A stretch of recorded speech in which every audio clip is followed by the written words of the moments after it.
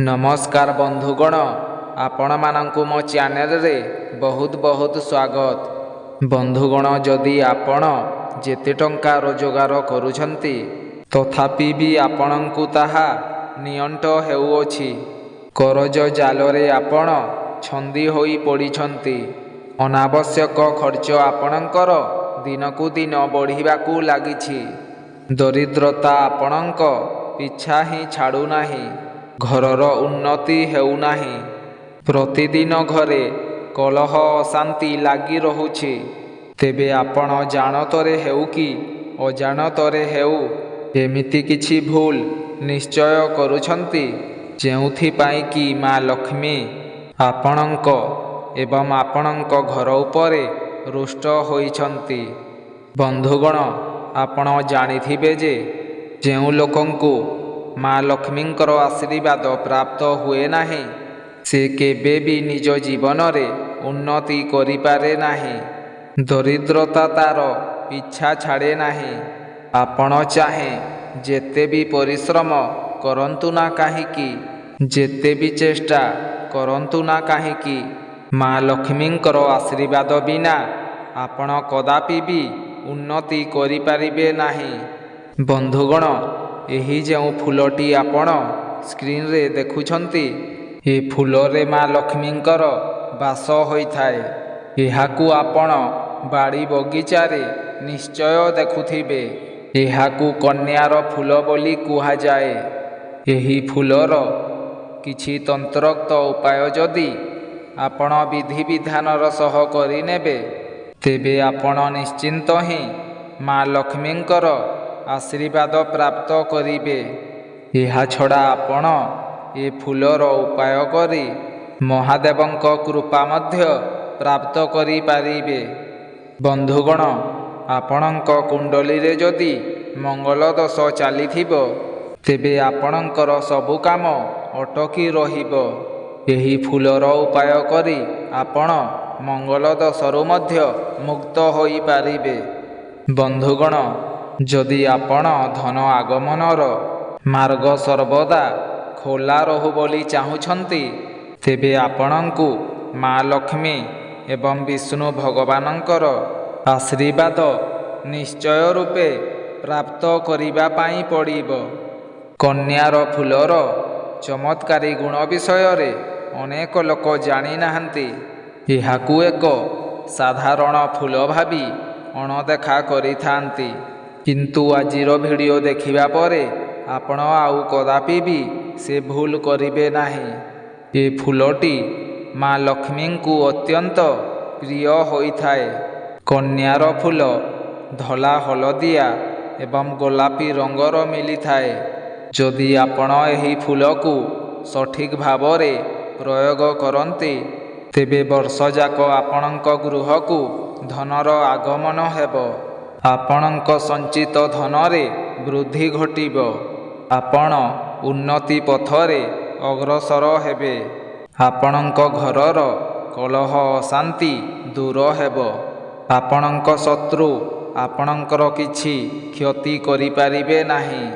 आपणंक भाग्य प्रबल हेबो। आपणंक कुंडलीर नवग्रह आपणंकर साथ देबे।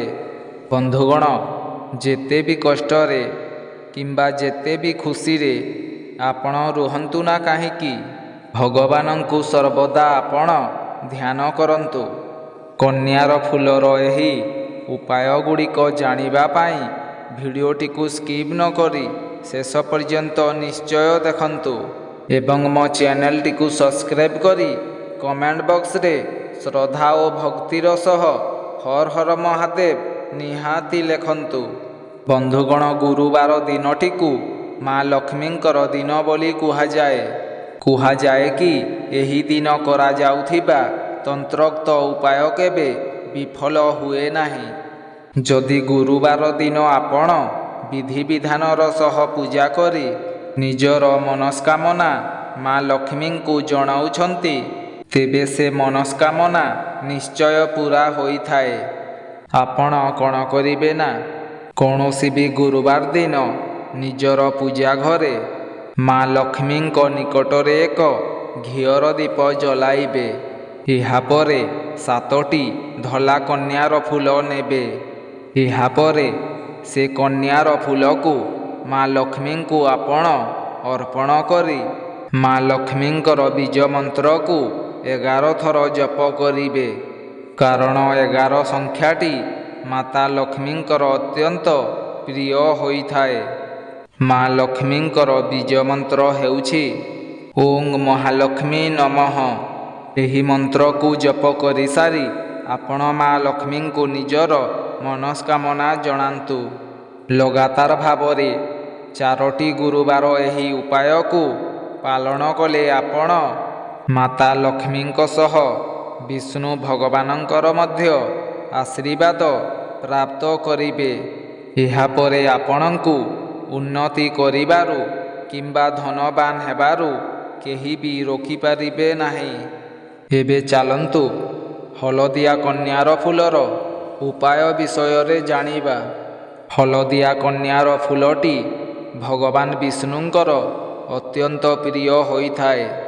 ହିନ୍ଦୁ ଶାସ୍ତ୍ରରେ ବର୍ଣ୍ଣିତ ଅଛି କି କାହାକୁ ଧନ ପ୍ରଦାନ କରାଯିବ ତାହା ମା ଲକ୍ଷ୍ମୀଙ୍କ ହାତରେ ଅଛି ଏବଂ କାହାକୁ କେତେ ମାତ୍ରାରେ ଧନ ପ୍ରଦାନ କରାଯିବ ତାହା ଭଗବାନ ବିଷ୍ଣୁଙ୍କର ହାତରେ ଅଛି। ବନ୍ଧୁଗଣ, ଯଦି ଆପଣ ଚାହୁଁଛନ୍ତି ଯେ ଲଗାତାର ଭାବରେ ଆପଣଙ୍କ ଜୀବନରେ ଧନର ଆଗମନ ହେଉ ବୋଲି, ତେବେ ଏହି ଉପାୟଟିକୁ ନିଶ୍ଚୟ ପାଳନ କରନ୍ତୁ।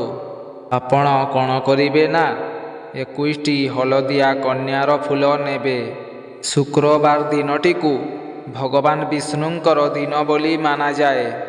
ଯଦି ଆପଣ ଚାହୁଁଛନ୍ତି ଆପଣଙ୍କୁ କୌଣସି କ୍ଷେତ୍ରରୁ ଆକସ୍ମିକ ଧନର ପ୍ରାପ୍ତି ହେଉ ବୋଲି, କିମ୍ବା ଆପଣଙ୍କର ବିକ୍ରି ହେଉନଥିବା ଜମି କିମ୍ବା ଜାଗା ଭଲ ଦାମରେ ବିକ୍ରି ହେଇଯାଉ ବୋଲି, ସେୟାର ମାର୍କେଟରୁ ଆପଣଙ୍କୁ ଅଧିକ ଲାଭ ମିଳୁ ବୋଲି, ତେବେ ଆପଣ କ'ଣ କରିବେ ନା ପ୍ରତ୍ୟେକ ଶୁକ୍ରବାର 21ଟି କନ୍ୟାର ଫୁଲ ନେଇ ଅଶ୍ୱତ୍ଥ ଗଛ ମୂଳକୁ ଯାଆନ୍ତୁ।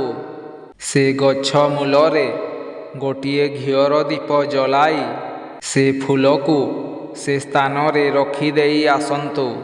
କେବଳ 4ଟି ଶୁକ୍ରବାର ଏହି ଉପାୟଟି କରିନେଲେ ଆପଣଙ୍କୁ ଅଜଣା ସ୍ରୋତରୁ ଧନ ଲାଭ ହେବ। ଆପଣଙ୍କୁ ବର୍ଷଯାକ କୌଣସି ନା କୌଣସି ଧନର ଲାଭର ଅବସର ନିଶ୍ଚୟ ପ୍ରାପ୍ତ ହେବ। ବନ୍ଧୁଗଣ, ଯଦି ଆପଣ ଭଗବାନ ଶିବ ଶଙ୍କରଙ୍କର ଆଶୀର୍ବାଦ ପ୍ରାପ୍ତ କରିବାକୁ ଚାହୁଁଛନ୍ତି, ତେବେ ଏହି ସାଧାରଣ ଉପାୟଟି କରିନେଲେ ଆପଣଙ୍କ ଜୀବନରେ କଷ୍ଟ ଯନ୍ତ୍ରଣାକୁ ମହାଦେବ ଦୂର କରିବେ। ଆପଣ କ'ଣ କରିବେ ନା ଗୋଟେ ଲୋଟା ଶୁଦ୍ଧ ଜଳ ଏବଂ 3ଟି କନ୍ୟାର ଫୁଲ ନେଇ ସୋମବାର ଦିନ ଶିବ ମନ୍ଦିରକୁ ଯିବେ। ଏହାପରେ ସେ ଜଳ ଏବଂ ଫୁଲ ଅର୍ପଣ କରି 108 ଥର ଓଂ ନମଃ ଶିବାୟ ମନ୍ତ୍ରକୁ ଜପ କରିବେ। ବାସ୍ ଏତିକି ଉପାୟ କରିନେଲେ ଆପଣଙ୍କର ନବଗ୍ରହ ମଜବୁତ ହେବ, ଭାଗ୍ୟ ଆପଣଙ୍କ ହିତରେ ଯିବ, ଆପଣଙ୍କର ଦୁର୍ଭାଗ୍ୟ ସୌଭାଗ୍ୟରେ ବଦଳିଯିବ। ଏହି ଉପାୟଟିକୁ ଆପଣ ଲଗାତାର ଭାବରେ 4 ସୋମବାର କରନ୍ତୁ। ଏହାପରର ଉପାୟକୁ ହନୁମାନଙ୍କୁ ପ୍ରସନ୍ନ କରିବାର ମହା ଉପାୟ ଅଟେ। ହନୁମାନଙ୍କ ପୂଜା କରି ଅନେକ ଶୁଭ ଫଳ ମିଳେ। ଆପଣ କ'ଣ କରିବେ ନା 3, 5 ନହେଲେ 7 ସଂଖ୍ୟାରେ ହଳଦିଆ କନ୍ୟାର ଫୁଲ ନେଇ ହନୁମାନ ମନ୍ଦିର ଯିବେ। ଏହାପରେ ସେ ଫୁଲକୁ ହନୁମାନଙ୍କୁ ଅର୍ପଣ କରି 3 ଥର ଆପଣ ହନୁମାନ ଚାଳିଶାର ପାଠ କରିବେ। ଏହି ଉପାୟଟି କରିନେଲେ ଆପଣଙ୍କର ସମସ୍ତ କଷ୍ଟ ବଜରଙ୍ଗବାଲି ଦୂର କରିବେ। ଏହି ଉପାୟଟିକୁ ଲଗାତାର 4 ମଙ୍ଗଳବାର କରିନେଲେ ଆପଣଙ୍କୁ ନିଜ ମନପସନ୍ଦର ଚାକିରି ପ୍ରାପ୍ତ ହେବ। ଆପଣଙ୍କର ବ୍ୟବସାୟରେ ଆପଣ ଲାଭବାନ ହେବେ। ଆପଣଙ୍କ ଜୀବନରେ ଧନ ଆଗମନର ମାର୍ଗ ଫିଟିଯିବ। ଆପଣଙ୍କ ଜୀବନରେ ଯେଉଁ ଧନ ଆସିବ ସେଥିରେ ବୃଦ୍ଧି ହେବ। ଆପଣଙ୍କ କୁଣ୍ଡଲୀର ଗ୍ରହ ମଜବୁତ ହେବ।